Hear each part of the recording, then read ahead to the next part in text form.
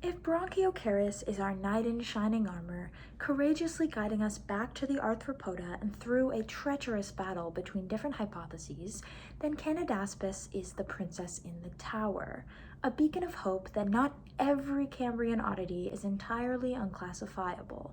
Upon deciding that Bronchiocaris cannot be defined by modern phylogenetic categories, paleontologist Derek Briggs began investigating Canadaspis, the second most abundant fossil species found in the Burgess Shale, topped only by Morella. Over 5,000 specimens have been found to date, making up 8.7% of all specimens found so far in the Burgess Shale. In fact, mass graves of Canadaspis specimens have been found, with individuals tightly packed together in groups.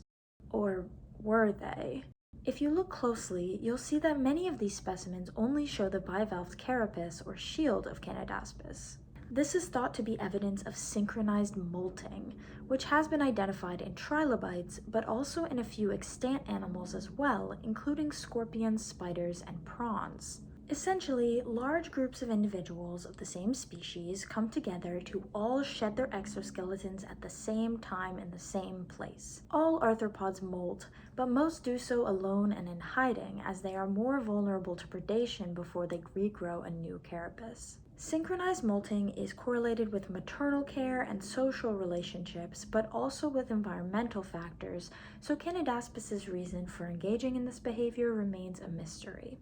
The sheer abundance of Canadaspis in the fossil record also supports the idea that it was a bottom dweller, scuttling around and foraging along the seafloor like a crab.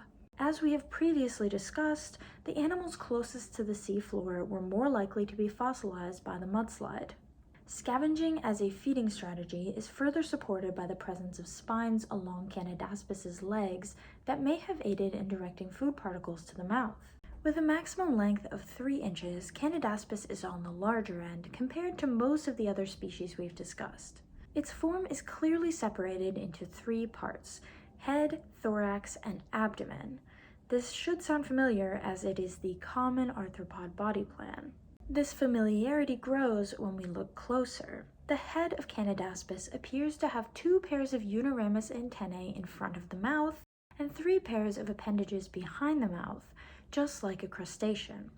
It even has a pair of eyes, which, if you recall, Bronchiocaris lacked completely.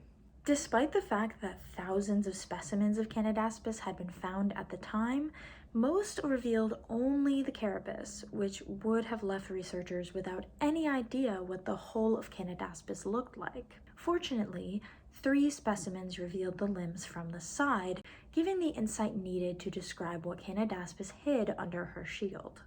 The thorax has 8 segments, each with a pair of biramous legs. The abdomen has 7 segments and a telson at the rear.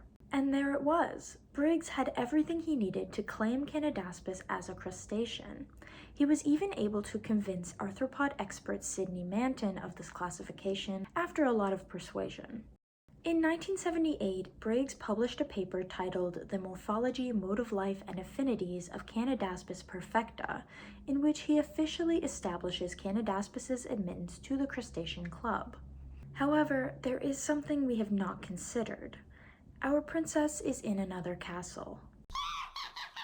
In 1992, Briggs published a paper titled Phylogenetic Significance of the Burgess Shale Crustacean Canadaspis, in which he disputes his own claim that Canadaspis can be considered a crustacean with certainty.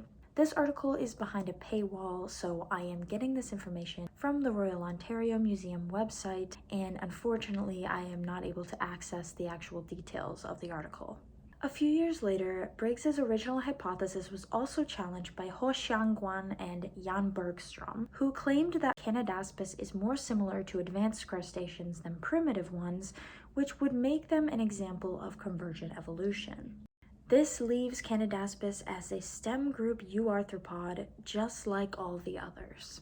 More recent studies establish Canadaspis as a mandibulate, a group that includes myriapods, crustaceans, and insects. This puts Canadaspis a little bit closer to crustaceans than some of our other Cambrian creatures, but it remains outside of the club. Still, many consider it to be sort of an honorary crustacean, which means very little. Despite all the trouble she's caused, I think that Canadaspis is a strong contender for the cutest species of the Cambrian, at least based on this Marianne Collins illustration.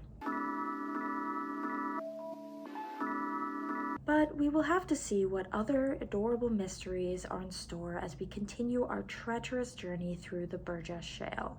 Thank you so much for watching. I'm really glad I was able to crank out another video so soon. It's a bit shorter, but I'm wondering if my shorter videos actually perform a little bit better. I'm still trying to figure out what works best for my channel, so thank you very much to those of you who are still here with me. And if you're new here, I grant thee a warm welcome, and I really appreciate your support. Don't worry, there's plenty more content to be made about our Cambrian friends, so stay tuned. Bye!